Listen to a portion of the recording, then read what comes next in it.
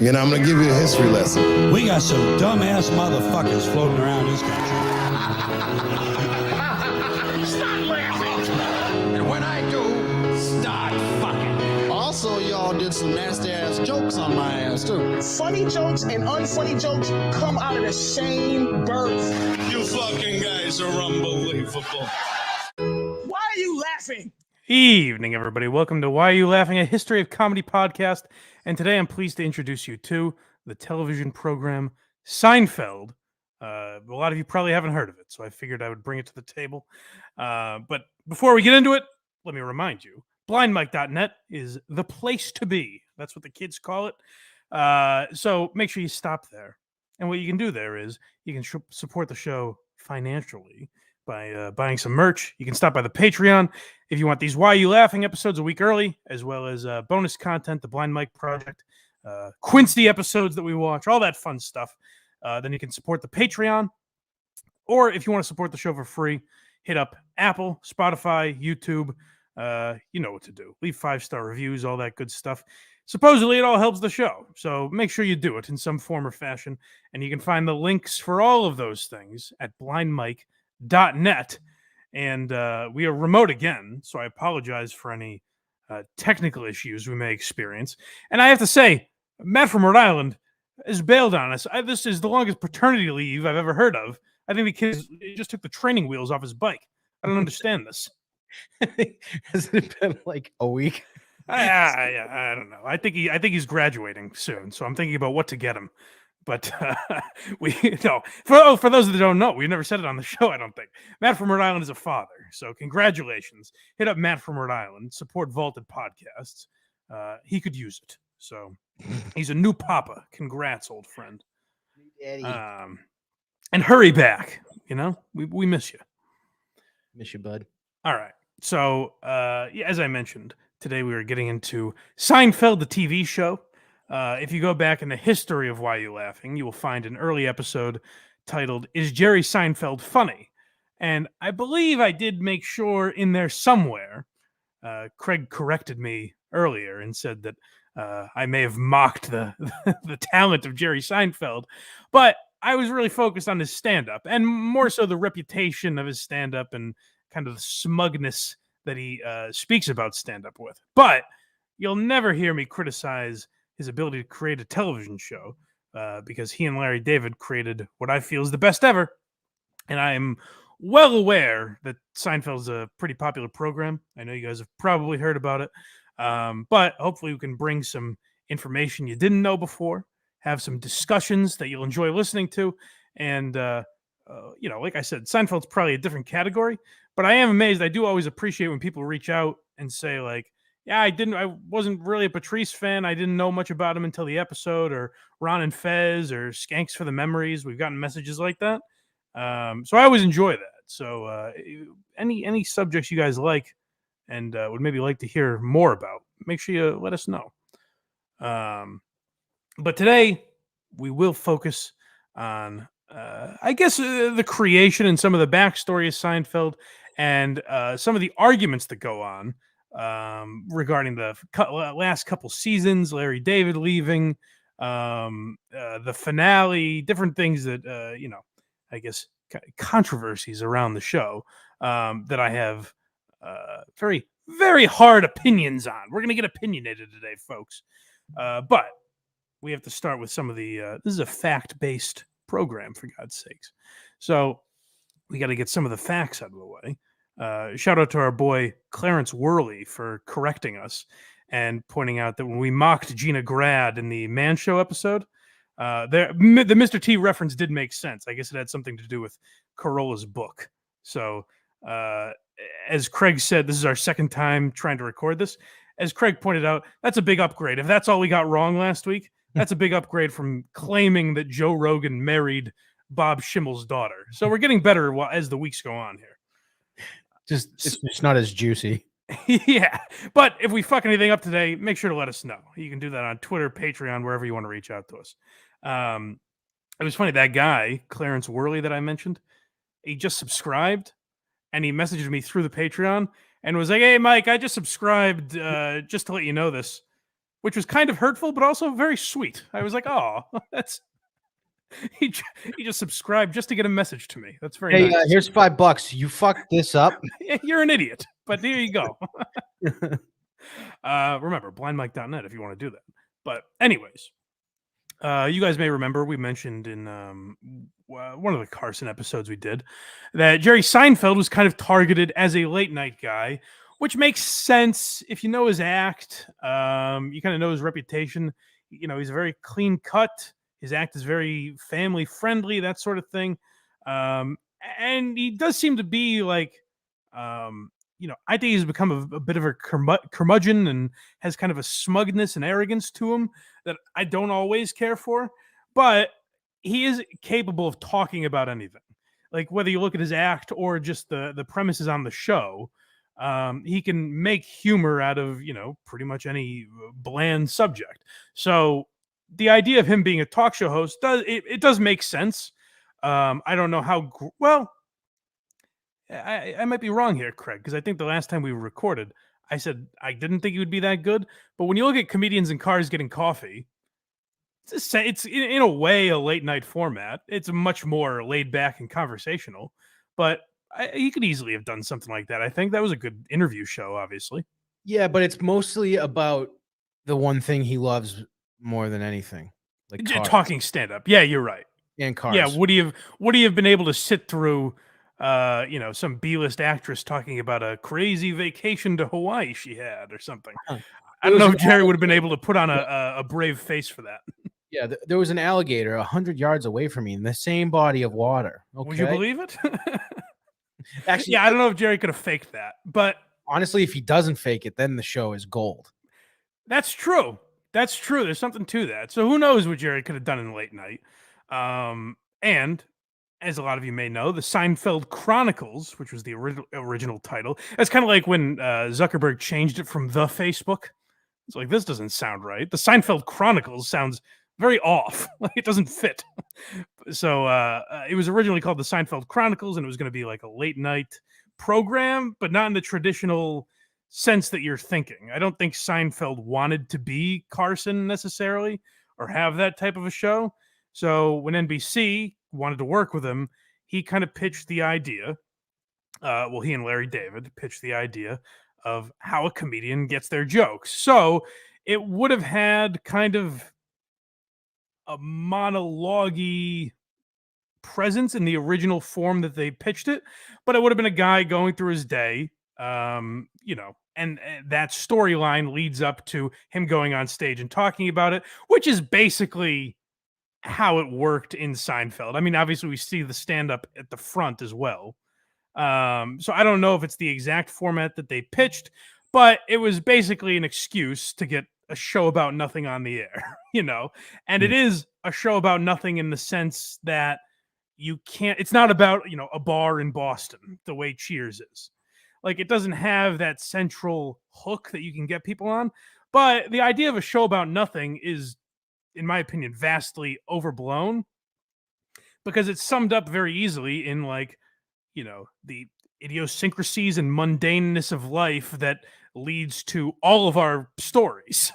Any story that we have, and that's why Seinfeld is so applicable. That's why you see so many people or hear so many people reference Seinfeld on a daily basis, because everything they ever talked about can be related to something in just your day-to-day life. So it is about that in a way. It's just too broad for a late 1980s TV pitch to have elevator pitched it, I guess.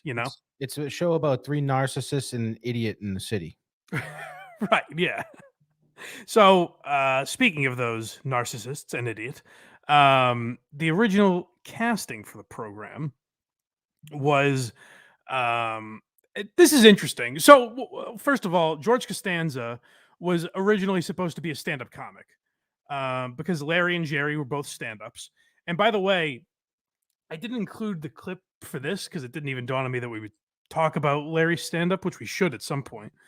But there's a clip of Louis, I think he was on Andrew Schultz's podcast, Louis C.K., talking about Larry David's stand-up. And I think everyone knows the story at this point of Larry getting on stage and just kind of looking at the crowd and going, "Meh, not tonight," and walking off. Like he just didn't like the looks of the crowd. But in Larry's material, there was even um, kind of like high-minded, weird stuff that you ended up seeing in Curb and Seinfeld, but just didn't translate to stand-up comedy. Well, So he would do. I saw one clip of his stand up, and it was actually a pretty funny joke. And he just sat there. The crowd was silent, and he just goes, "Yeah, the closest I ever came to death was when I masturbated with 104-degree fever." right. Yeah, it might have just been that he didn't hone in on exactly what his style would have been. You know what I mean? Like the way we talked about Jim Gaffigan in the Geraldo episode, we talked about Jim Gaffigan originally being dirty and then realizing his stuff worked better if he worked clean. In in a similar fashion, I wonder if it was just that Larry David hadn't figured out his, whether it was the direction of Mitch Hedberg, where he's doing one-liners or whatever it is. From what I hear, I've never actually seen Larry stand up, other than little stuff he's done here and there, like in an episode of Curb where he's in the show The Producers on Broadway. He stops and does stand up for a minute. And it's stuff where it's like, okay, I could, but anytime I've heard Larry David talk, it does feel different than his character on Curb. Like when he's doing real speeches and stuff, he just doesn't feel as natural as, obviously him playing himself on Curb, if that makes sense. You know what I mean? Like his comedy doesn't seem to flow as naturally as it does in a script or improv show like Curb. I think in real life he cares slightly more about people than he does on the show, and that's probably right where the reservation comes. Right. So, well, before we talk about casting, we can talk about the characters themselves. In that,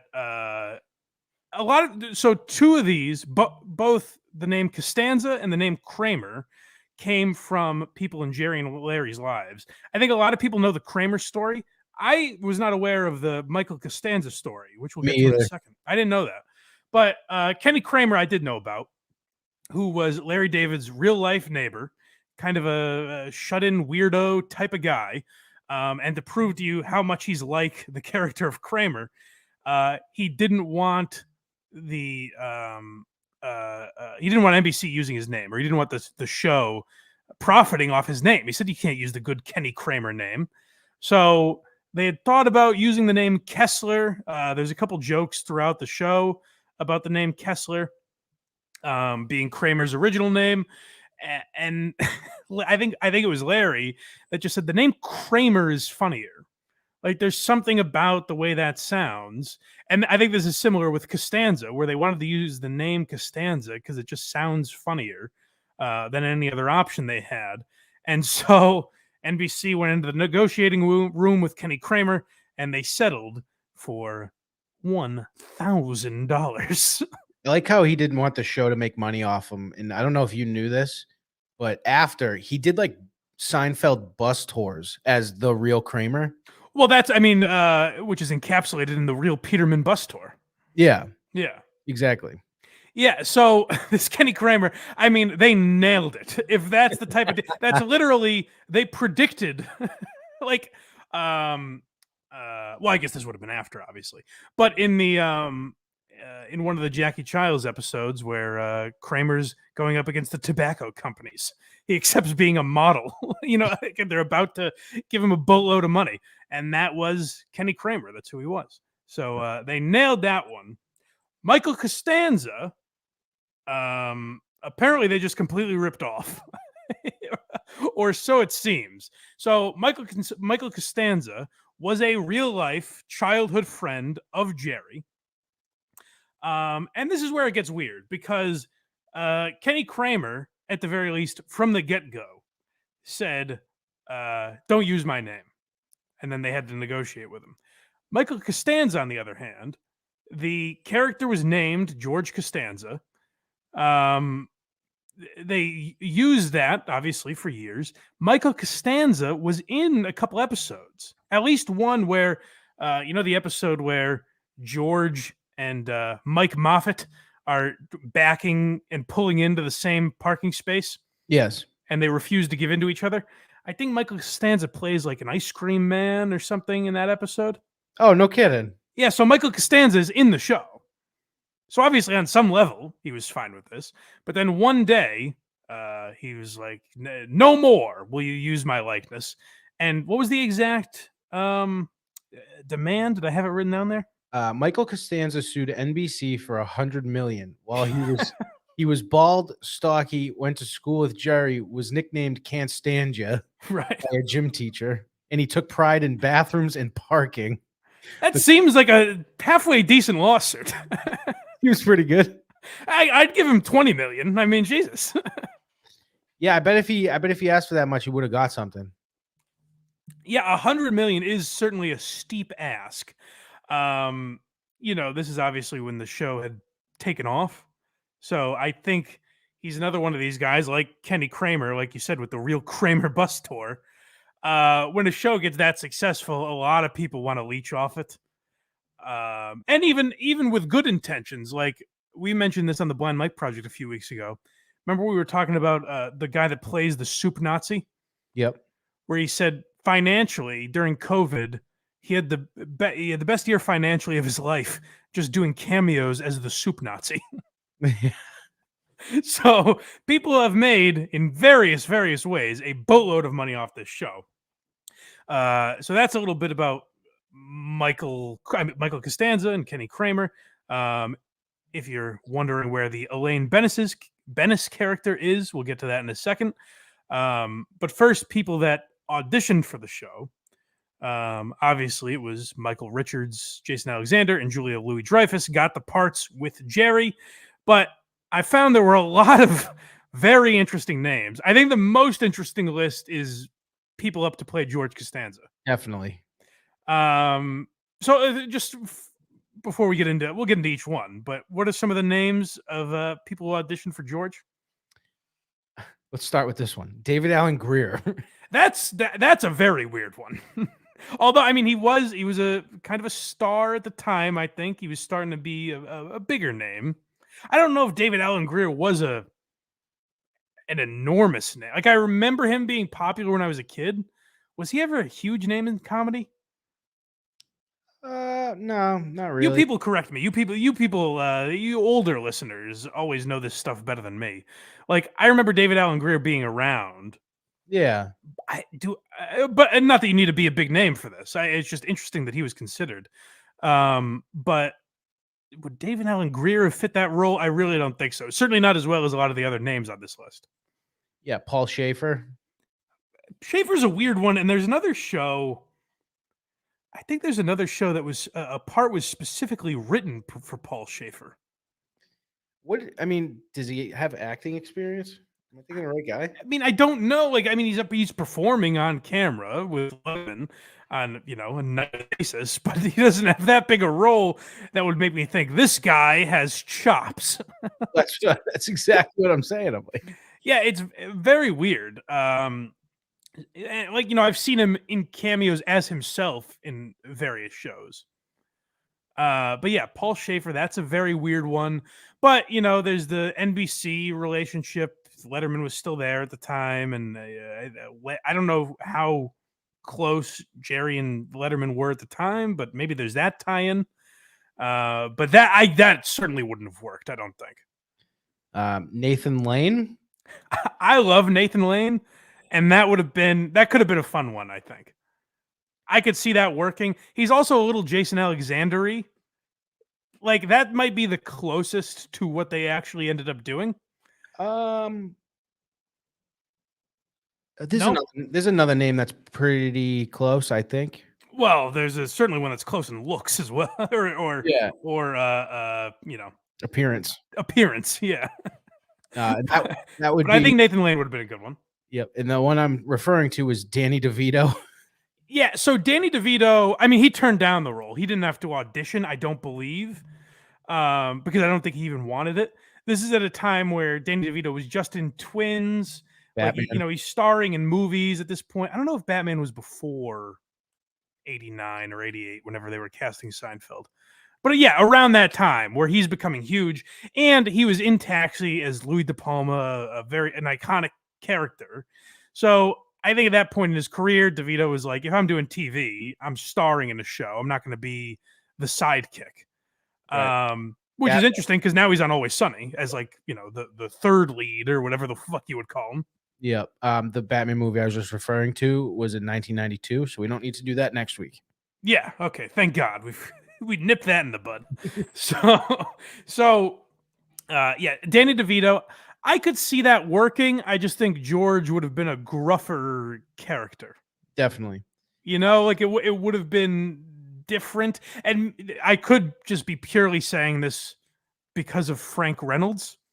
Yeah. But in a weird way, he might have worked better as Kramer.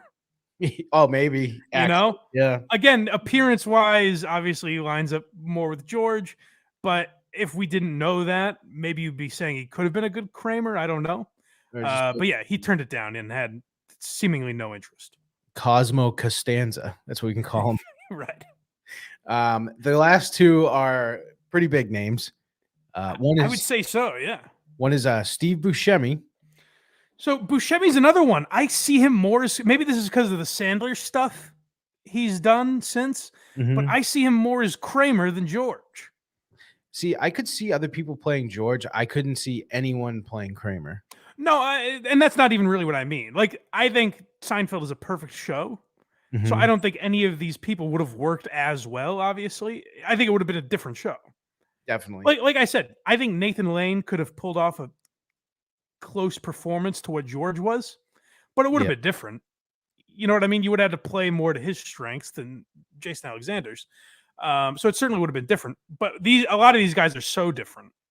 Now this last name on the list. Hold on one second. I just want to say one more thing about Buscemi, where like I understand why he auditioned for George, but the idea of those weird eyes just sliding into Jerry's apartment, big ideas, that does do something for me. I could see Buscemi in that role. Yeah. The show would have done a complete 180 if this next character was It would have been very different and in an interesting way. I'm not opposed to it. No, but Chris Rock was up for George. Yeah, so Chris Rock, before he was on SNL, and I'd be curious to know how close he and Jerry were. Because at that time, like, we're throwing some names out that are, Nathan Lane and Danny DeVito, like, had careers at the time. They're not what they are now necessarily, but there's some names that are up for this role, and it's an NBC show. Going with Chris Rock at that time would have been a complete unknown guy. He's significantly younger than Seinfeld. Yep. Also, obviously, being a black guy, a lot of the racial angles they took, it would have been interesting to have him there for that reason, where you would have gotten that completely opposite perspective of Jerry. But that would have been a completely different show. Definitely. I mean, the idea is Jerry and George are very similar characters, and I don't think Chris Rock is playing basically Jerry's, a weirder version of Jerry, Jerry, I can't believe. Well, maybe we should avoid impressions, but oh, is that racist now, doing impressions of people? No, it just wasn't spot on. Let's try. But yeah, that would have certainly been interesting, but yeah, a completely different show. Now, I wonder with that as well, like I said, diversity could have been a reason for that. But another reason is, like I mentioned, the character of George Costanza was originally supposed to be a stand-up. So maybe they were looking more at stand-ups. Yeah. You know what I mean? At that time. And then the idea, I guess, of changing George into a 9-to-5 schlub was that having two stand-ups, now it's a show about stand-up. Right. You know what I mean? Whereas they wanted to make a show about everyday life. So at least one of them has to be working a regular job. Plus, we wouldn't have got the funniest shit in the show was when George was with the Yankees, I thought. I mean, George with the Yankees, George quitting and showing up the next day, which really happened to Larry. Like, there's so many, inner office things. George having sex in his office, that was while he was with the Yankees. So yeah, all kinds of stuff that wouldn't have made sense if you had him just be a stand-up. Right. And you also have to factor in Kramer doesn't work. No, he doesn't. You know what I mean? So Elaine would have been carrying the brunt of of that load. So, all right. Speaking of, one other name I didn't write down because you might not even know who it is. You know the name Larry Miller?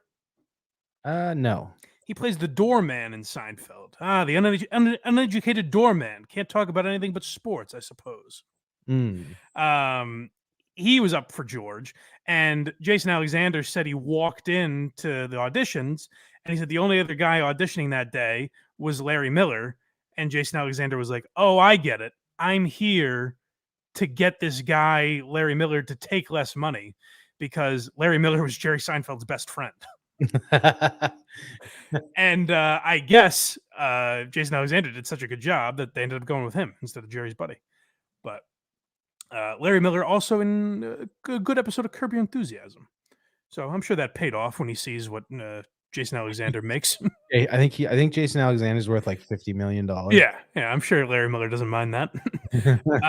And he's another guy, like, that would have been a different show. I can see why they would want him as George. It would have been very different, though. And I'm glad they didn't do that, because it would have been very easy for Jerry to cast his buddy. But if you watch Larry Miller's stuff, he also kind of would have to play a little smug the way Jerry is. Mm. And if you have two guys like that, I don't know if it works necessarily. You kind of have to have George be a beaten down, self-conscious guy. Now, people that were originally tapped to play, what's next, Elaine?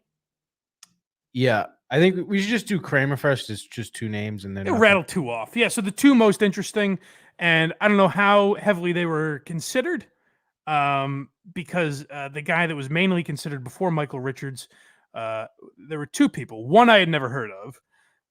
Another was the guy who played the guy playing Kramer in the Jerry pilot. Do you remember that guy? No. He's also he's in an episode of Friends, and he's in like Billy Madison. You'd know him if you saw him. But he's playing the fake Kramer that steals the raisins. Why would I steal a box of raisins? Oh yeah. Yeah. Wait, who was he in Billy Madison? Carl, I believe. Oh, right. Yes. So yeah, that guy originally auditioned to play Kramer, didn't get it. If you watch those episodes, he is kind of perfect. I like Michael Richards is the perfect guy, but if Michael Richards got hit by a bus during auditions, this guy I think would have done okay. But the two big names that auditioned for Kramer, one was Jeffrey Tambor, who you could see, right? Kramer would have been a much creepier character, I think, if it was Jeffrey Tambor. Yeah, I don't know. Like in the episodes of Entourage where Jeffrey Tambor's playing himself, he's a Kramer-esque character, but he's just weirder, I think. Yeah. You know what I mean? Like, I think they would have had to go a different direction. I could see that. I could see what they were going for. The one that I can't necessarily see, and it's surprising that these guys were up for two of the same roles, Tony Shalhoub. Are you familiar? I know that name. That would be Monk. Oh, yes. And Marvelous Mrs. Maisel, Wings. I'm a big Tony Shalhoub guy. I don't see him playing Kramer. But the interesting thing is, do you know who else was up to play Adrian Monk when USA was launching that show? Michael Richards? It was originally supposed to be Michael Richards, I guess. And it ended up going to Tony Shalhoub. I could see Tony Shalhoub being a George. Yeah, and because Monk has more of the nebbishy George style. Yeah, I could see that a little more than Kramer, certainly. But like he got Wings right after this, and his Wings character, I guess, is a little kind of an oddball. So I don't know. I guess that's what they were thinking. And then Elaine. There's a list of women who were slotted to play Elaine as well. The character of Elaine was introduced after the pilot. right. So the original female voice in Seinfeld was supposed to be the waitress. Like, if you go back and watch the pilot, which doesn't hold up as well. The first two seasons really don't hold up, which we're about to get into. But the pilot, there's a waitress that gives the fellas some guff. And that was supposed to be kind of their, I don't know if it would be moral compass or voice of reason or what it would be. But when they went to the diner, this waitress was kind of supposed to be that female voice. And then they realized they wanted a more prominent female voice on the show, which thank God they did. I think Julia Louis-Dreyfus is great on the show, but here's some other options that would have played Elaine. Patricia Heaton from Everybody Loves Raymond. I could see it. That one's not bad. It's not bad. I don't think it would have been perfect. I think Julia Louis-Dreyfus seems a little more playful, and I think her tone would have obviously fit better. But it's not too much of a reach. No. Megan Mullally. I mean, that would have been interesting. Like Who's that? That is she's in Will and Grace. She plays the the wacky broad. She plays she's Nick Offerman's real life wife and plays his wife on Parks and Rec. Yep. Okay.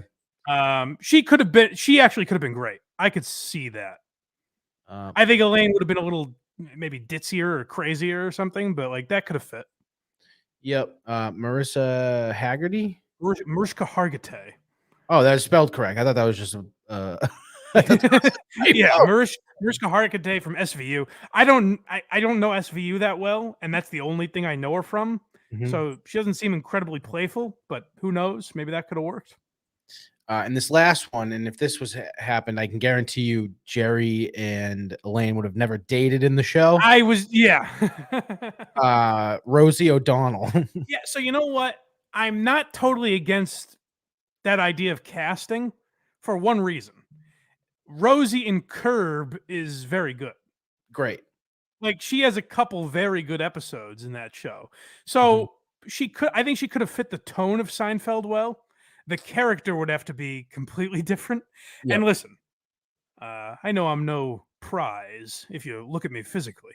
You know, no one's going home and bragging about betting Mike Geary necessarily. I'm not a trophy. Right. This is not a podcast of lookers by any means. But if you look at Jerry Seinfeld, the character's track record of dating, it would be hard to get us to believe that he had interest in dating Rosie O'Donnell. That would just be difficult to pass along. So I think they would have had to come up with a different storyline as far as that goes. Right. Yeah, I do honestly think, especially in the 90s, it was a different time. Don't sue me here.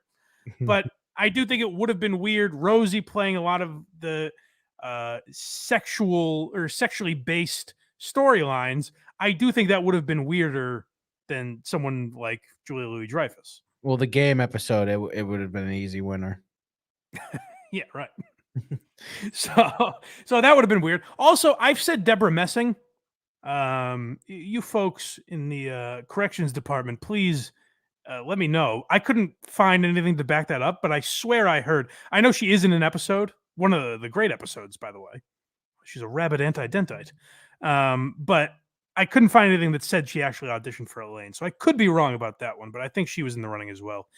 But regardless, they picked probably the three best people that could play it. You know what I mean? You can do this with every show where it's like, Stevie Van Sant was originally supposed to play Tony Soprano. Do you think that would have worked? You can do it with any show, but it's impossible to imagine it any different than the way it came out, particularly with this show, because it's one of the best ever. But very smart move to add the character of Elaine. And I think our first clip is them kind of talking about that process, right? Yep.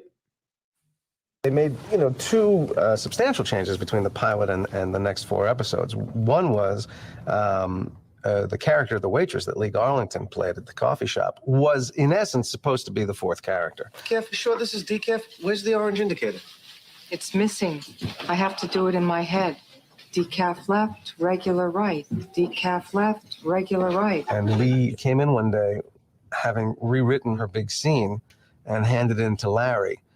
And, in her defense, she had no idea how awful a mistake that was. The days were numbered from that point on. But it was probably a good cut. I don't know that being tied to a waitress in the coffee shop would have meant much. Yeah, that is, I never heard that part. I always knew about the Elaine character. I didn't know Colin Quinn has a great story about that, being cast as essentially, he had one line in Crocodile Dundee 2. And he rewrote the entire script so that his character is leading Crocodile Dundee around New York City.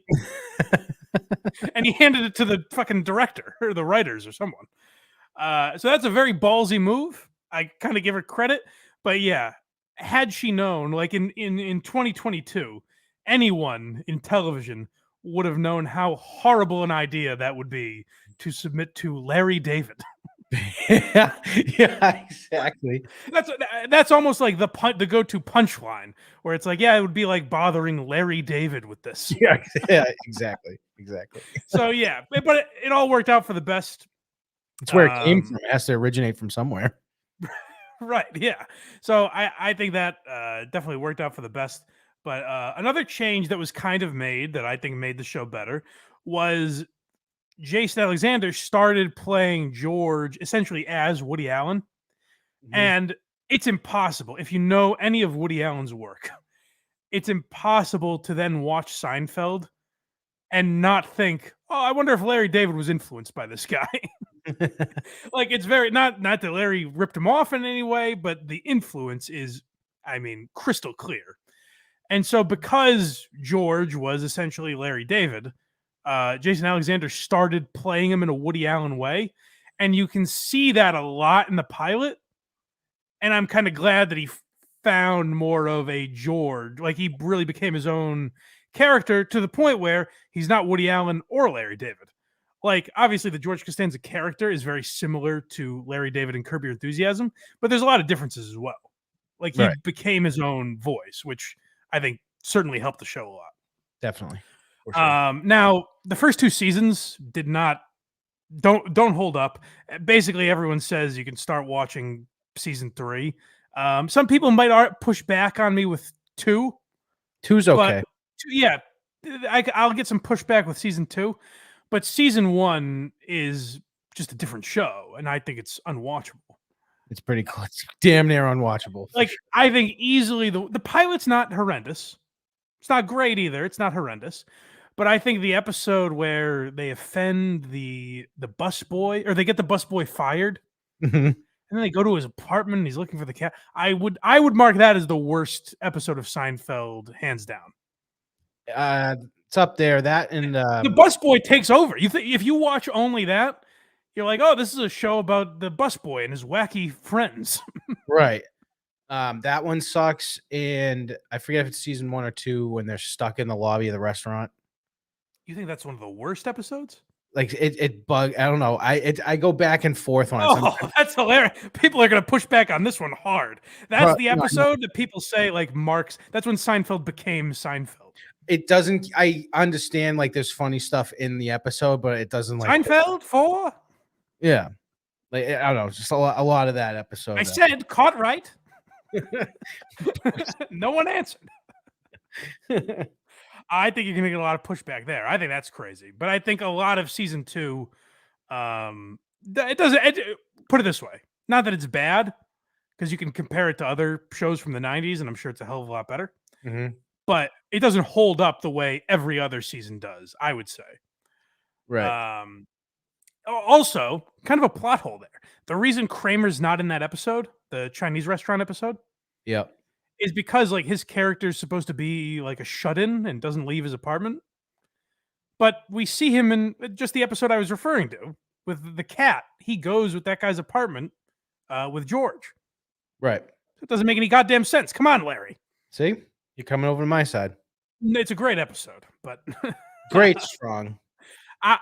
Well, we'll see. Well, fans, how about you decide? Write in, call in, tell us. But yeah, I don't think the first 2 seasons hold up as well. But anyways, what do we have next? Larry David, the original pitch. Okay, yeah. So let's hear about that. It did. No, we initially were pitching a show about how a comedian gets his material. So we would follow a comedian around in his daily life. We'd go from the grocery store to the dry cleaner. Maybe he'd go on a date. He'd hang out with his friends, and then at the end of the show, he would do a monologue, and incorporated into the monologue would be some of the things that we saw happen on the show. That's ostensibly where the comedian got the material. And that that's was the idea they what was bought. pitched to NBC. Yeah. And NBC believed in the show, so they said we're committing to 4 episodes. Yes. Yeah. Right. 4 episodes. Normally it's 13 or 8 or something. Yes, at least. Yeah. So we didn't really think that they had too much confidence in the show. Which is funny because, yes, they only committed to 4 episodes, and that's a very short order.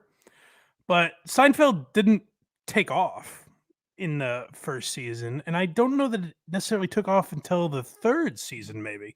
But Seinfeld got a lot more breathing room than most shows get. So it's funny to get the 4-order episode, and they're thinking like they don't have a lot of confidence in us. But in hindsight, a lot of shows get a lot less time on the air, particularly back then when we have to put your shows on air. We can't just let you create a season and then go, you know what, we'll put it on Peacock because it's not worthy of being in prime time. You know, like they kind of have to commit to that if they're going to waste that much money on that many episodes.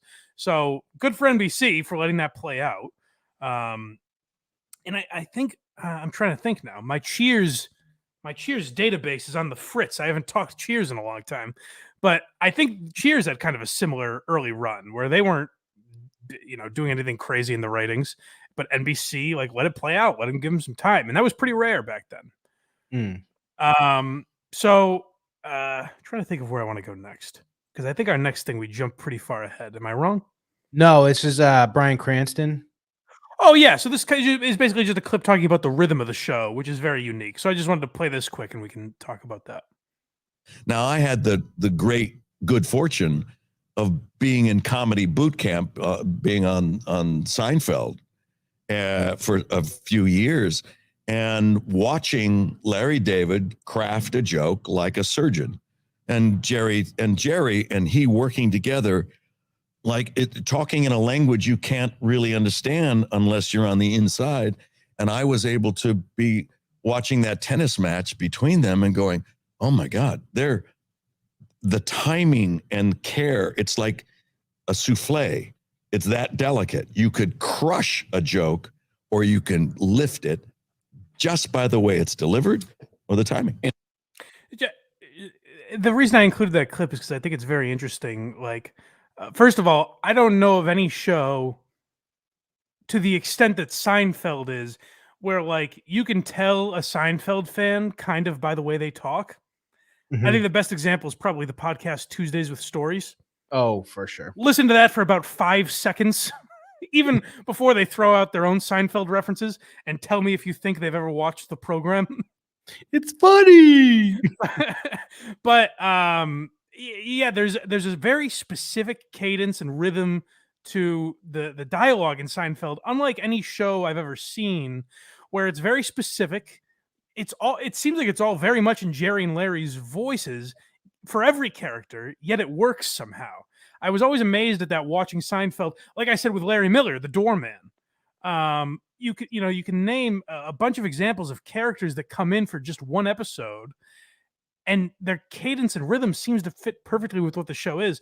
And there was a line in reference to that always stood out to me from the reunion episodes of Curb Your Enthusiasm, which a lot of people say is the best season of Curb, by the way. Oh, it's easily. So in the reunion episode, they're casting Larry's ex-wife, Cheryl, to play George's ex-wife in the reunion. And when she's being cast, she says something to Larry to the effect of do I fit that rhythm? You guys kind of have your own thing. And the way she said that always stood out to me because I was like, that is true. The casting process must have been very specific for Seinfeld, because I feel like not everyone fits just the way they talk and deliver lines, Right. Exactly. And so many characters would come in and kind of steal an episode. More than any other show, Seinfeld has one-off characters that are iconic. That that people that are just casual fans of the show can reference, and the Soup Nazi being the obvious one. But Bookman. Oh, Bookman, the library cop. Yeah, there's a ton of examples. So more than any other show, they have characters that come in and do that. So the casting process must have been a real bitch to get through, especially with someone as fastidious as Larry David. Yeah. What's next? On the list, it's talking about Jerry turning down some money. Oh yeah, so we don't want to get that far ahead yet, right. because another thing I wanted to talk about is the last 2 seasons, and people talking about season 8 and 9 as substantially worse. And I wanted to do this episode with someone that disagreed with that standpoint, but our scheduling just kind of got fucked up, so we had to do it this week. I don't know where you stand on it, Craig. Are you a season 8 and 9 guy? I don't hate them. I actually love seasons 8 and 9, and I think they're 2 of the funniest seasons. Now, if you don't know, They if have some you're of the funniest episodes. a lot of the funniest episodes, I think. Yeah. And a lot of the funniest lines, I think, are in season 8 and 9. Now, a lot of people will tell you that the show dropped off after season 7. That's when Larry David left. And there might be some people watching or listening right now that aren't aware of that, because if you're not paying close attention, like if you're not looking for it, like we said, I think it's still a very good, funny show. But once it's pointed out to you, You can tell. you can certainly tell. Yeah. Like, for example, the Merv Griffin show episode where where Kramer has the set of the Merv Griffin show in his apartment. One of my favorite episodes, and has some of the best lines in the show, in my opinion. But that never would have happened with Larry David because it doesn't make any sense. It doesn't make any goddamn sense. The idea, because the most plots of Seinfeld, you can say, I could see myself happening. I can see this happening to myself. Correct. The idea of walking down the street, looking in a dumpster, and saying, hey, there's Merv Griffin's old set in perfect condition. Yeah. It doesn't make any goddamn sense. So there's a lot of plots like that in the last 2 seasons of Seinfeld that people say are very far-fetched. Another reference, so this is when Jerry essentially is running the show with a team of writers, and they say that Jerry went to kind of typical sitcom tropes or sitcom staples that Larry never would have gone to. I will say one of my favorite episodes is season 8, the Kenny Rogers Chicken Roasters episode. Just perfect timing. I was just about to mention that episode because you've seen in other sitcoms the body switch. You know what I mean? Where one actor takes on another character's traits and vice versa. And that happens in the Kenny Rogers Roasters episode where Jerry's staying in Larry's apartment. I keep doing that. Jerry's staying in Kramer's apartment and Kramer's staying in Jerry's apartment, and they take on each other's personalities. They also kind of do that in a different way.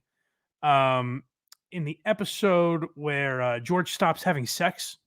Love that episode. His girlfriend stops having sex with him, and he gets smarter. He's so hitting home Elaine runs stops out of having Yankee with Stadium. Elaine stops having sex with her boyfriend Bob Odenkirk, Yep. and she gets dumber. And so it's kind of the same type of premise. So they repeat premises in sort of that way, in a somewhat similar way. But B, that is a sitcom trope that's been done in a bunch of other shows. And I think while they pulled it off beautifully, and in my opinion, the Kenny Rogers Roasters episode is the best example of that being done of any sitcom. But it is something that Larry never would have done because he would say, "This is hack. We've done it a million times. It's been done a million times in sitcoms." When Jerry makes Newman eat a piece of broccoli to see who that's for, and he almost dies choking on it, and he's like, "Vile weed." I thought that was one of the funniest things in that show's history. You wouldn't eat a vegetable who was deep fried in chocolate sauce. So yeah, there's things in season 8 and 9 where you can definitely tell the difference. And by the way, by all accounts, I was trying to desperately find Larry explaining in some other a saucier reason, a more controversial reason why he left the show. But it really truly seems like he was just tapped out. Yeah. He's like, yeah, I've did it for 7 seasons. And the legend behind Larry David on that show was he was always on the verge of quitting. Right. And he thought they were going to get canceled. He thought every episode was the last episode. He was a very nervous guy. And while it does seem like, fabrication to kind of bolster the reputation of what we now know as Larry David. Don't forget, this is Larry David before he made his money. Correct. You know what I mean? This is Larry David with no career going into writing a sitcom that he's never written before, you know? So it does make sense. And it seems like he was just tapped out. By the way, another interesting show note from season 7, the season where George gets engaged to Susan. Mm-hmm. I never noticed this because I thought that was the point of Susan's character. The character of Susan, if you guys aren't familiar, she's George's fiance, but doesn't fit at all with the rest of the gang. She's like, you know, in reality, you wouldn't see George being with Susan. It doesn't make any sense.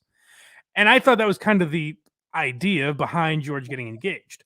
Apparently, Jason Alexander and Julie Louis-Dreyfus, at the very least, I don't know if any other actors on the show complained or even really had to deal with her. But Larry David had problems with her as well, as far as like delivery of lines. The chemistry just didn't seem to work. And Jason Alexander has since said that. Like, he's been very honest about saying, like, I didn't think her comedic timing was very good. It didn't fit the show. She just didn't fit. And I guess Julia Louis-Dreyfus jokingly said, "I just kill her off." And then Larry David goes, "Yep, that's exactly what we're doing. We're killing her off." And it's amazing because I don't know, not that she's a main character, but she was an integral character. She was in a lot. Like, a lot of the storylines in that season were based around Susan, in the sense of George, you know, getting engaged and having to deal with a fiance now. So she was a pretty important character. And the idea of a show that's main rule was no hugging, no learning. Like, there was never a sentimental episode. There was never a very special episode where they take on, you know, drugs or the AIDS epidemic or anything like that. They always managed to do it in a funny way. It's very impressive that a show was able to endure killing off a man's fiance and just moving on, going right on like nothing happened. Wasn't he like, yeah, oh well. I don't even... Then the very next episode, the season premiere of season 8, is him at her gravesite, and they show her. It's Jerry and Susan's parents looking over at George, and they're basically like, I wonder if, you know, he's saying his final words to Susan, and they just show George, and he goes, and then we swept the Orioles in Baltimore. Yeah. So that was brilliantly done. Also, to go back to that no hugging, no learning thing, there was one episode, the network, I was going to say always, in the early seasons. I assume they came around in the later years, but in the early seasons, they always lobbied for Jerry and Elaine to get together. You know, and that was going to be their Sam and Diane, Jim and Pam. So like pretty much every show has that, except for Seinfeld and Always Sunny, basically. Those are and by the way, Sunny is basically just an FX version of Seinfeld. Oh, for sure. You know what I mean? Like that is modern day, raunchier, more depraved Seinfeld. And they do it in a perfect way, I think, to where it's not the same show. But like we said about Woody Allen, clearly influenced by Seinfeld, but a very different show. But with the Jerry and Elaine storyline, they did one episode. You may remember, I believe this was season 2, where Jerry and Elaine have they set the boundaries. They're gonna be friends with benefits, basically. Yeah, and they set the rules. And inevitably, it doesn't work. Elaine ends up getting very emotional. That's the closest they have to an ending where it's like, will they, won't they? I don't know. But also, it's the closest they have to kind of a sentimental moment. Mm-hmm. But the reason that was written is because the next episode they just move on. It's never addressed again. And Larry David said he did that to throw them a bone and say, well, we did it. See, we've done it, and it didn't work out between them. So sorry, we moved on. Yeah. And they have little nods to that, like in the finale where Jerry and Elaine, it seems like they're going to say "I love you" to each other, and they don't. So stuff like that is kind of referenced throughout the show. But yeah, it's a very rare show. I'm trying to think of another that holds to that standard. I mean, South Park, obviously. Yeah. But I'm trying to because even Family Guy has sentimental moments and things. Family like that. Guy is not the same show anymore. Oh no, of course not. But I'm saying like they have, Brian dies in that show. Like they have sentimental moments. That's true. He died for like a whole season. Sunny, South Park, and Seinfeld, I think, are the only shows that don't have any tender moments, don't have any relationship building. The characters don't evolve at all. In fact, well, in Sunny, they significantly devolve. Mm-hmm. And I would say that's probably true in Seinfeld as well. And yet they do it perfectly. You don't need that, which is kind of amazing that and I say this about Norman Lear, where I say, we pulled the shrubs over the trails he blazed. It's amazing that more shows didn't say, well, let's just strictly be funny. I know. You know what I mean? I would say 30 Rock is close to that. Yeah. They have some moments, but they're pretty damn close to never breaking. Yeah, because even The Office is half sentimental, especially towards the end. Yeah. Yeah, I mean, if you want, I think the only show, because a lot of shows wanted to then be the show about nothing, or be the Seinfeld. What's interesting? Larry David used to say that Friends was completely ripping off Seinfeld.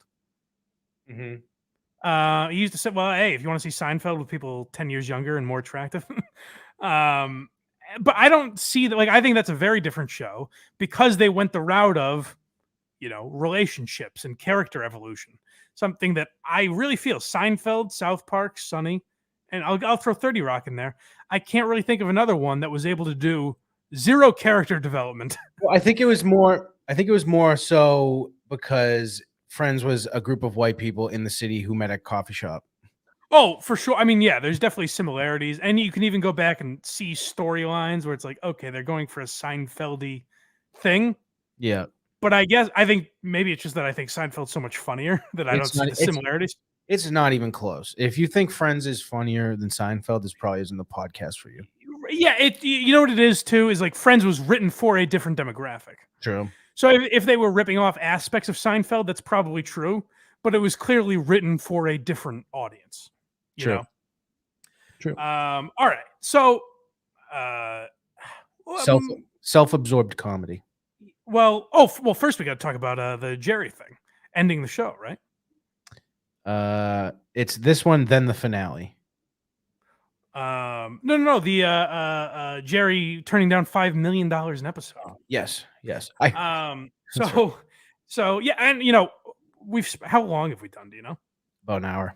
Yeah. So I don't want to go too long pontificating on the show because we have some good things to get to. So maybe we'll circle back depending upon how fast we get to the rest of this stuff. But Jerry turned down $5 million an episode. And to put that in perspective, 10 years later, do you remember when Charlie Sheen was going on his Tiger Blood tour and all of that? I was just going to bring that up. Charlie Sheen was the biggest actor on television at that time. Certainly financially, he was making the most money. Mm-hmm. And he walked away from $1 million or $1.5 million an episode. Yep. The cast of Friends, and granted, there were 6 of them, but I believe they were each making about $1 million an episode when it ended, or slightly more. Yep. So, and these are some of the biggest shows ever. Say what you want about 2.5 Men, it still runs on in syndication constantly. See, that was one of those shows that at the beginning, it was, I thought, actually funny. It was fine for a sitcom.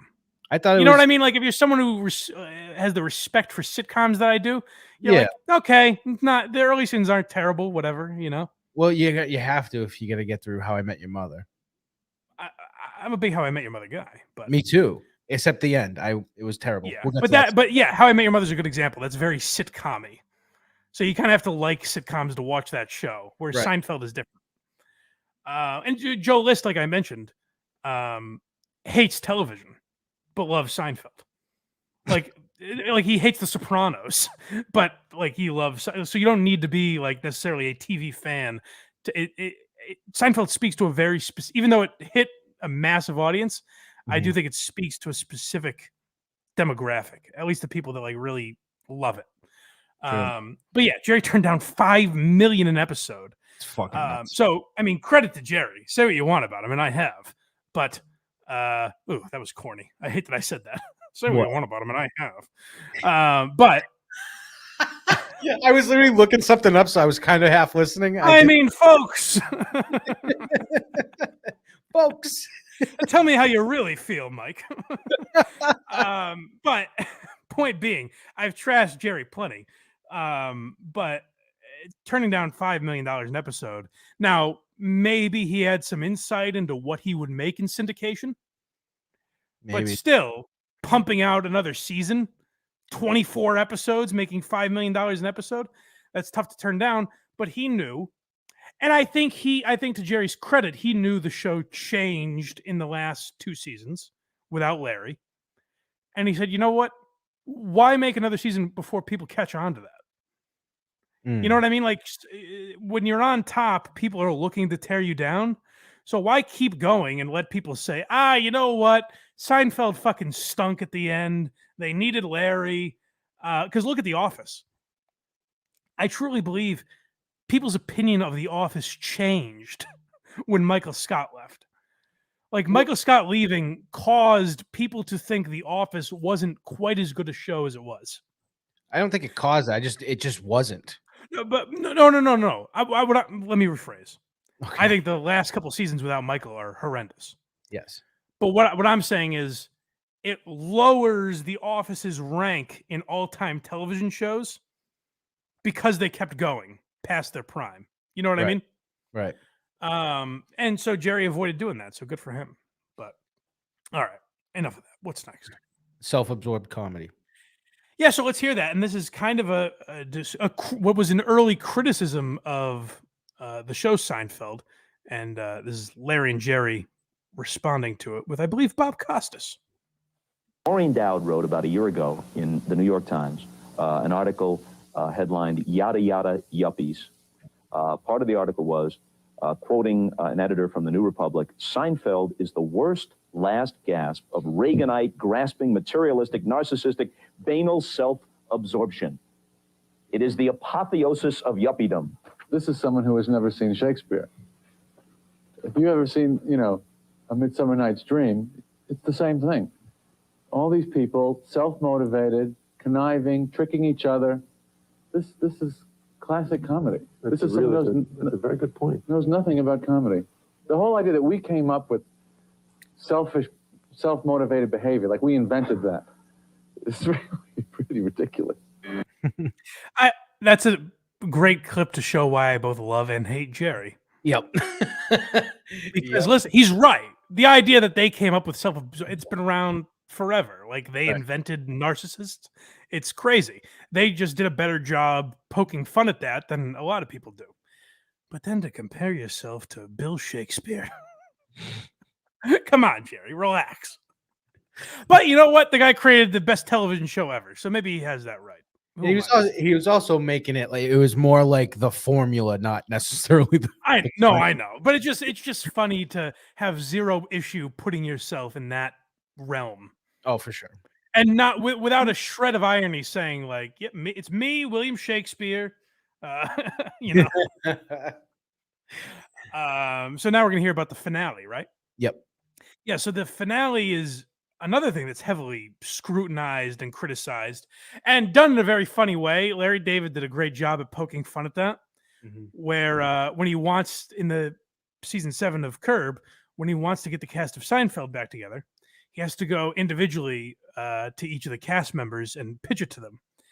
And when he goes to Jason Alexander goes, who, by the way, they do a brilliant job of injecting Jason Alexander as like Larry's rival in Curb. Yes.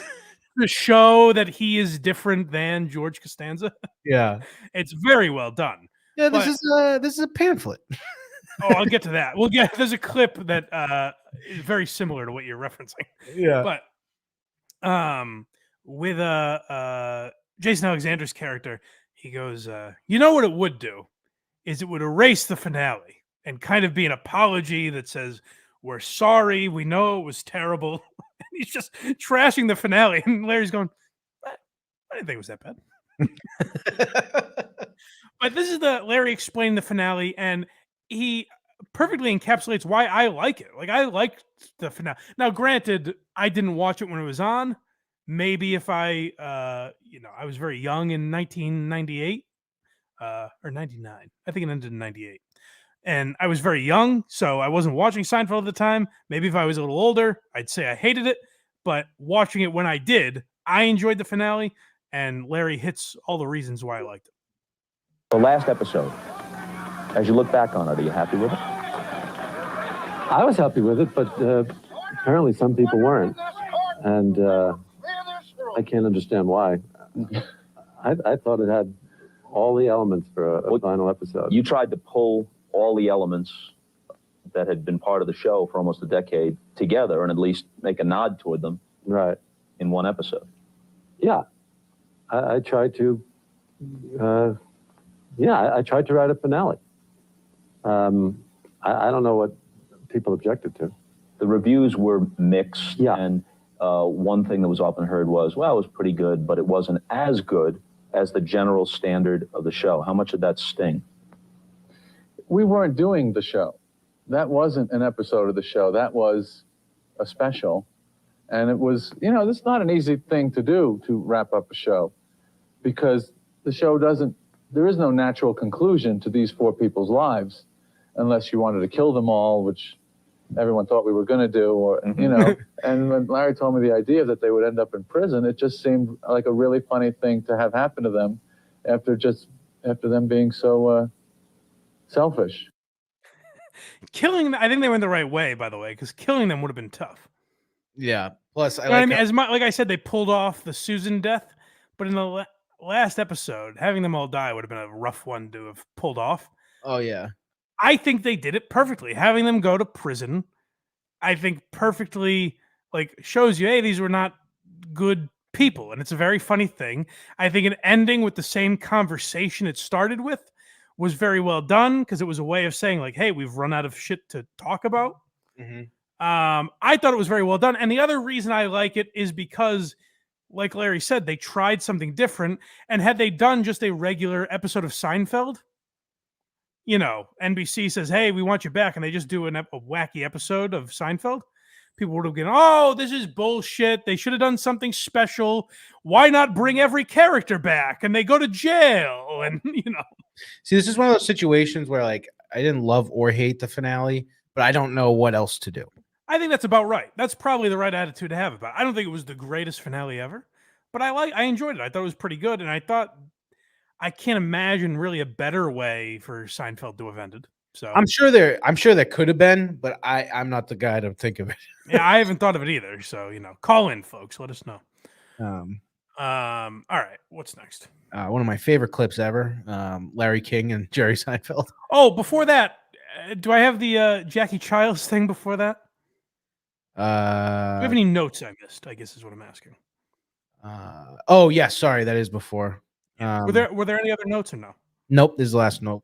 All right, so the Jackie Childs thing.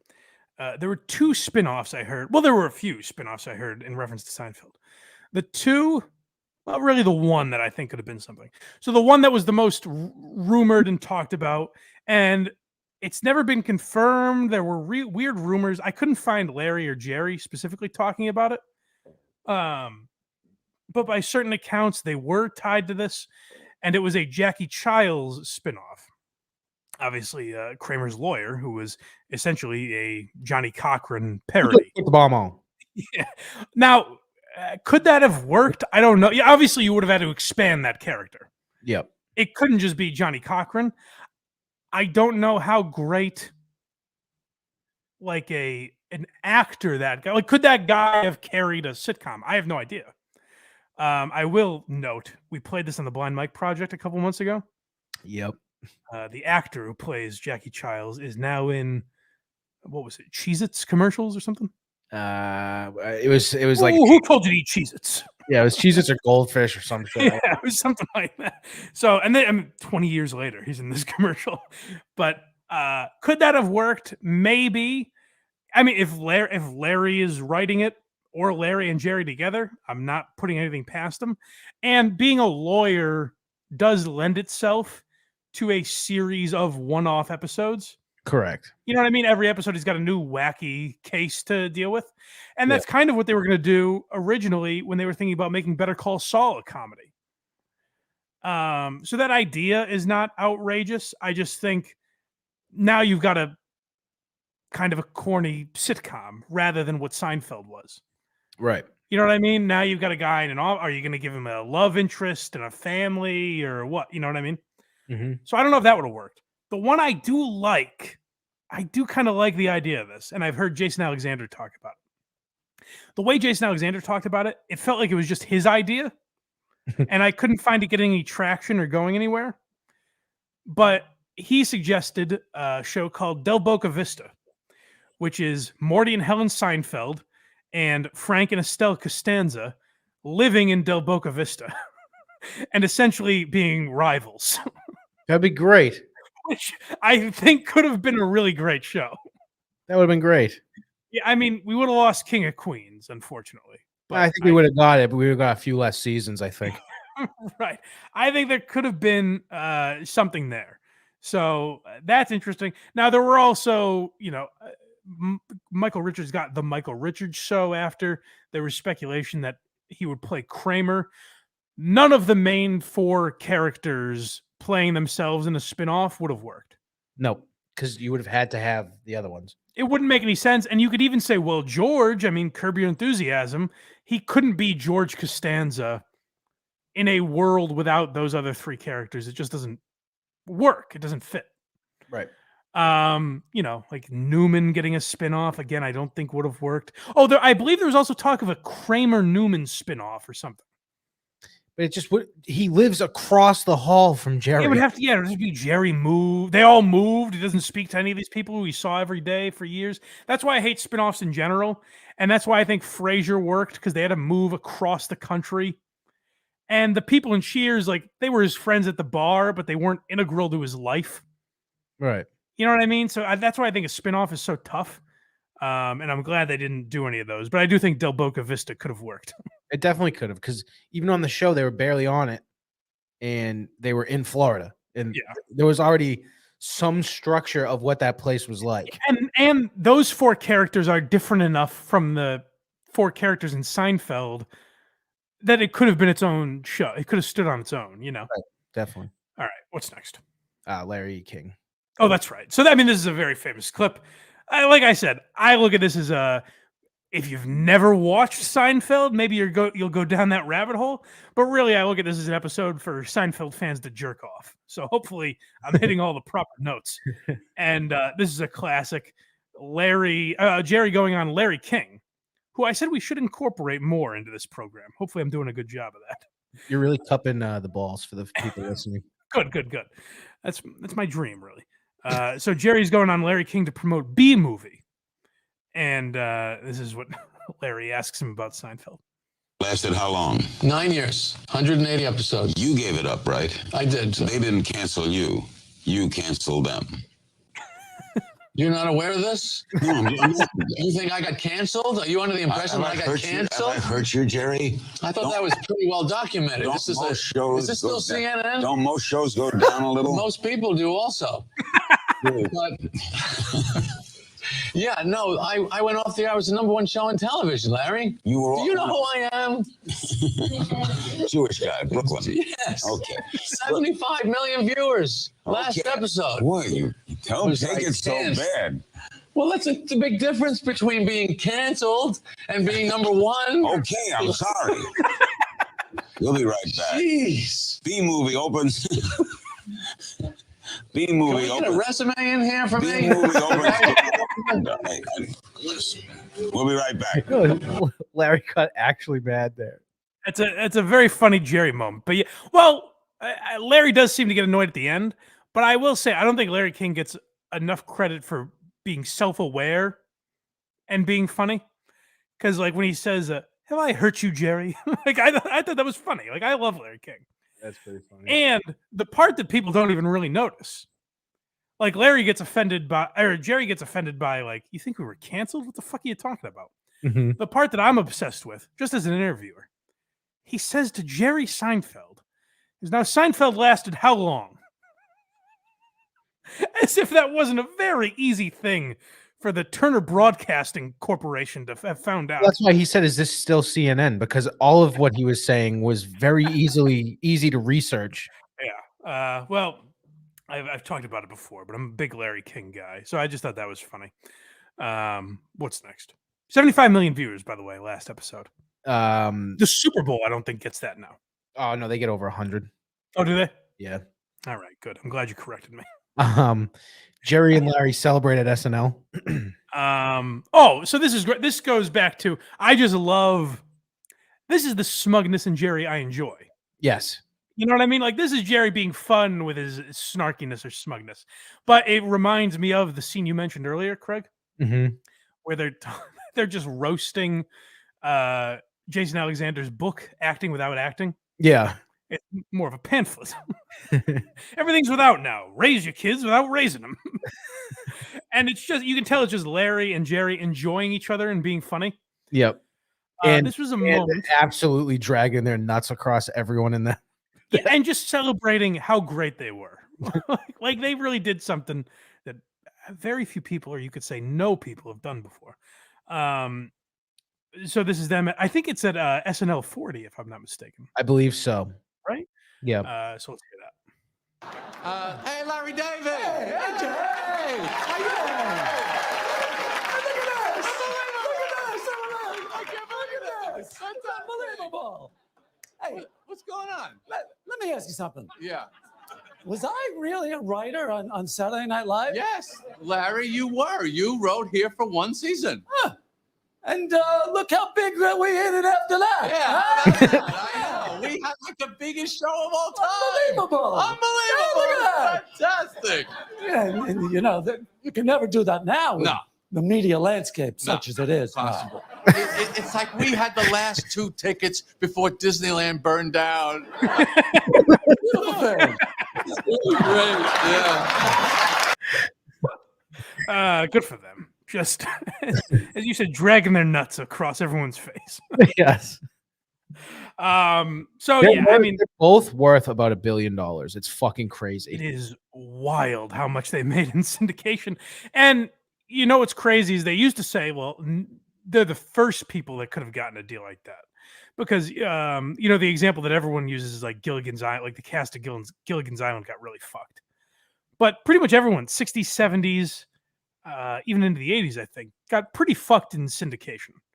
And Seinfeld was one of the first to really make a huge deal with that. And, you know, Ray Romano got a bunch of money. And so Friends, obviously, it changed after Well, that. the reason that him and Larry, they also created it. True, that's true too. Yeah, which Ray didn't, and the cast of Friends didn't. No, that's So- why the syndicate, they own it. So Yeah. that's why they got all the money. Oh, for sure. But what I'm saying is the creators didn't get that kind of money back in the 60s or whatever, you know? Probably not. So, you know, they were kind of the first to really have a deal like that. Now, Matt and Trey just signed a deal for $900 million with Paramount Plus, I guess. Yes. Yep. But that's all, that includes future streaming stuff, like future things that they're creating. Yeah, like 9 movies and Yeah. So there's really, while they were like one of the first to do it, they were kind of one of the last to do it in the sense that now there's syndication. It obviously exists. I mean, they just signed they sold Seinfeld to Comedy Central along with Friends and The Office, which is all they play now on Comedy Central. The only So thing. syndication certainly still exists, but now no shows that are being created are also going to play everywhere on television all the time. I just don't think that's the case. Right. So kudos to them. But is this our last clip? We have 2 left, both Jason Alexander. Oh, okay. One is called Continuing. Yeah, so this is something I didn't consider. Obviously, Larry and Jerry made out pretty well, like we talked about. This is something I never heard before, and I thought it was very interesting about the rest of the cast and what Continuing would have done for them.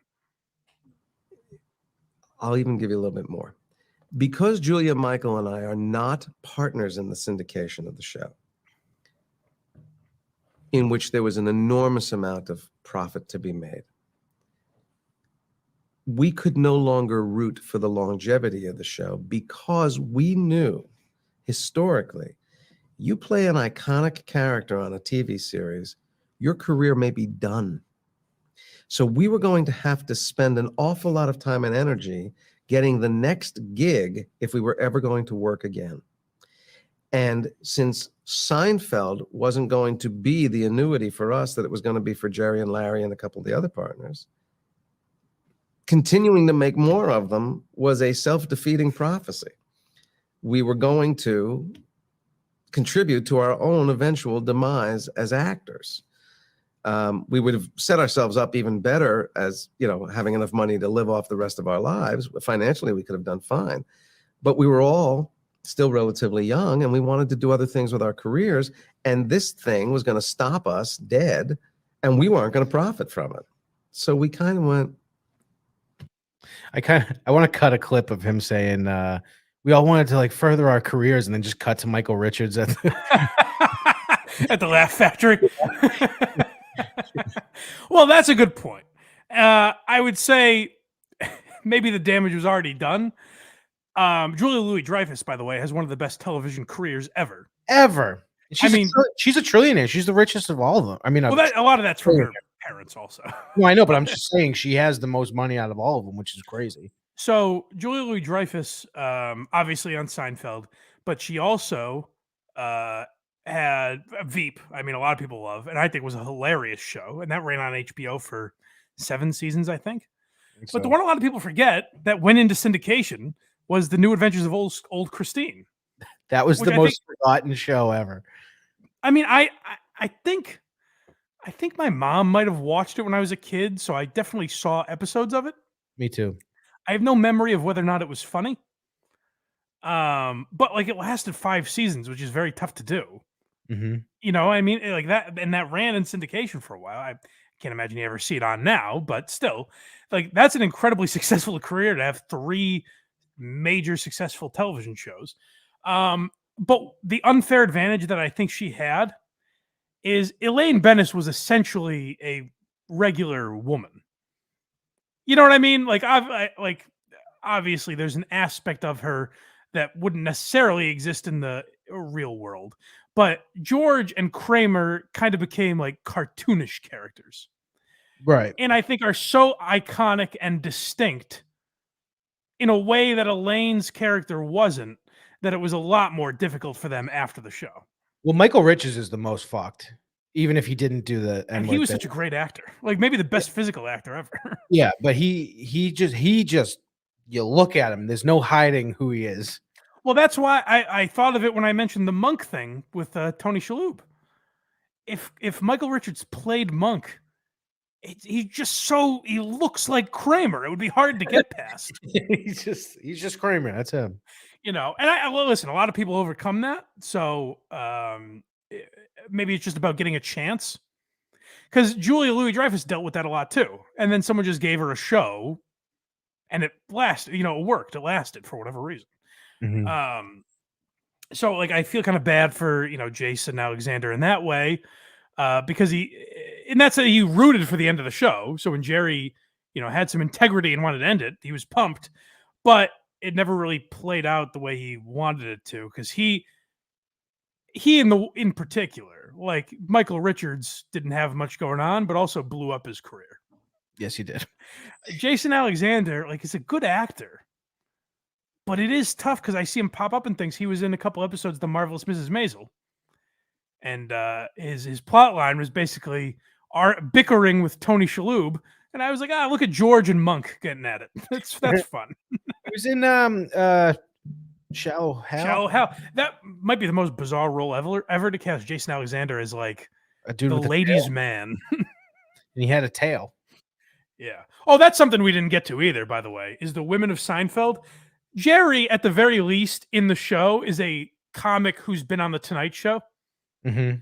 So he's a successful comedian. I've always said he's probably in Seinfeld, the character Jerry Seinfeld is probably about the level that Mark Normand is at now. People might recognize him. Yeah, and he's starting to play like theaters and stuff like that. You know what I mean? Whatever the '90s version of that is. Well, kind of, but every stand-up clip, it looks like a club comic. He's in a club. Yeah, but you could argue that that's the seller, like which the real Jerry still plays the seller, you know? Or probably Dangerfields, right? Right. Yeah, at that time, yeah. So yeah, he was certainly a successful comedian. The idea that he could reel in, Lori Loughlin and these people, that's not unbelievable. It's Right. not completely unbelievable. Well, they George's girlfriend started to get pretty unbelievable. Yeah, oh, for sure. But they kind of addressed it too in that episode when Elaine realizes Jerry has money. Yeah, and I can't think if that's the same one, but when George basically says he gets stuck in your head, Costanza. So they kind of address it in that, and they also kind of mock it with the episode where Marissa Tomei is interested in him. Yes. So they do mock it in a way, but it is just funny, the idea that Jason Alexander at least twice, 3 times, I guess, if you count Pretty Woman, but Right. at least twice has played a real coxman. All right. So what's our last clip here? Larry playing George. Oh yeah. So this is a clip from Curb, right? Nope, it's a sit-down interview. Oh, maybe I might have fucked up here. Let's hear it. Let's see. That's your guide. Use those sensibilities and perceptions, and you'll muscle through this. One of these days, I've got to go back and try and figure out what episode it was, but it was within the first 8 episodes where it's interesting. We probably should some have played people this think earlier. Seinfeld rewrote the book on how to do a sitcom. I think I screwed this up anyways. We don't need to play the rest of this. So what I meant to have there is, folks at home, go watch this on your own and pretend we played it seamlessly. It's just a clip of Larry playing George on Curb Your Enthusiasm. It's great. So in the reunion, one of the reunion episodes in season 7, the plot line is that Larry and Jason Alexander get into an altercation. Jason quits the show, and Larry says, "You know what? Why don't I just play George?" And there's a couple scenes where Larry is playing George. Now, obviously, in a real reunion, that would have been ridiculous. It would have been insane, because then it's not a reunion.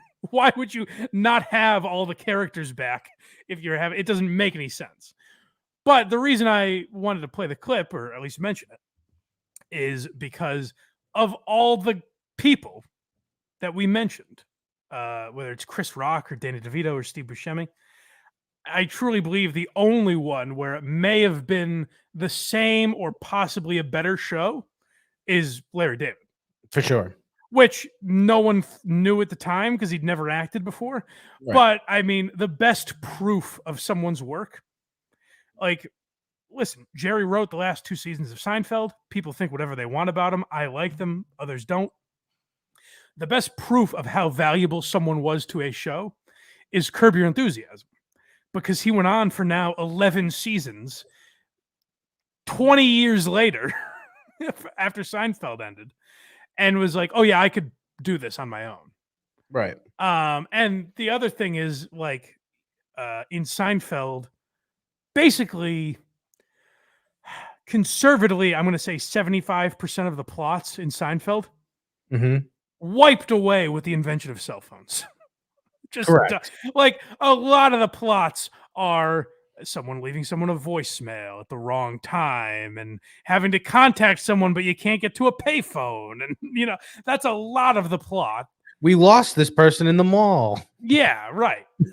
So it's a lot of Seinfeld's wiped away with the invention of the cell phone. But Yeah. Larry went on and proved he could write in any time.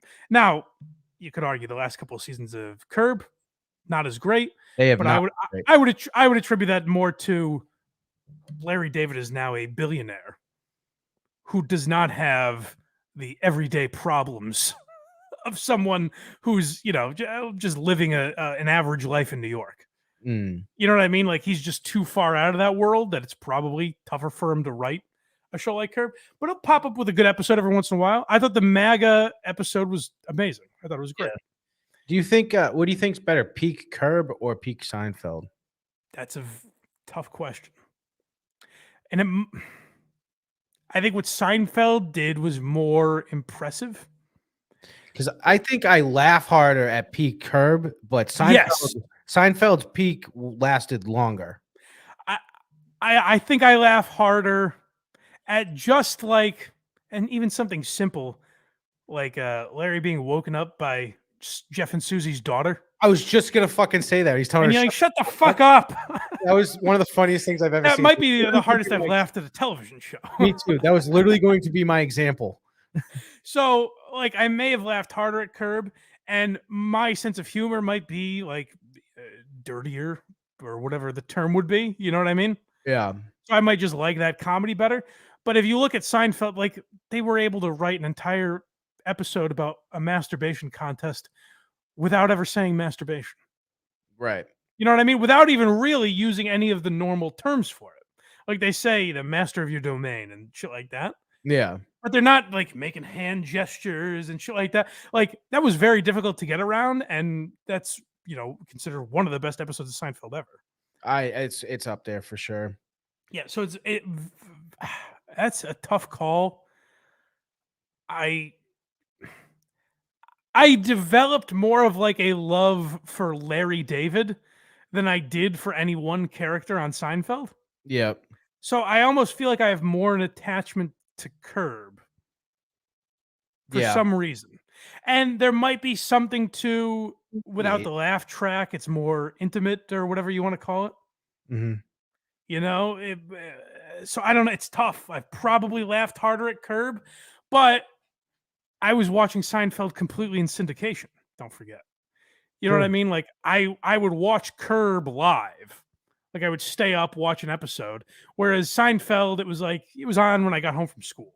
You know what I mean? Right. So I think my enjoyment of it's not fair to compare the two, I don't think. That's fair. That is fair. All right. Well, that was a long one. Yes, it was. Probably the longest, no? It's definitely top 3. I don't quite know for sure. Well, Jerry, I hope this was a nice apology letter. I love you. And I love what you've created. And you're a very funny man. Just, calm down with the high-minded comedy preaching. We almost made it the whole time. So, this was, like I said, an episode for Seinfeld fans to jerk off to. I hope I hit the mark.